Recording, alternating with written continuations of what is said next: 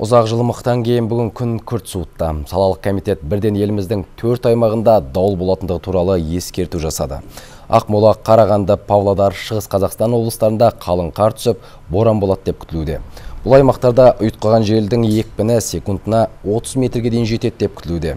Ал Қостанай, Қызылорда, Маңғыстау, Алматы, сондай-ақ солтүстік, оңтүстік және батыс Қазақстан облыстарында тұман түсіп, көктайғақ болады. Ауа райының қолайсыздығына байланысты елорда мектептерінде 1-9 сынып оқушыларына сабақ тоқтатылды. Қалыптасқан жағдайға байланысты төтенше жағдайлар комитеті мамандары азаматтарды алыс жолға шықпауға және көшеде мейлінше абайлап жүруге шақыруда.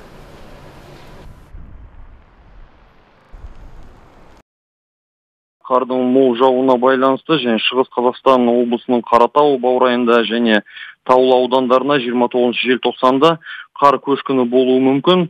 29 желтоқсанда Ақмола, Қарағанды, Павлодар, Шығыс Қазақстан облыстарының кей жерлерінде қалың қар түседі, көктайғақ бұрқасын болады. Оңтүстік батыстан жел соғады, күші секундына 15-20 метр, кей жерлерде 25 метр, екпіні секундына 30 метрге дейін күшейеді.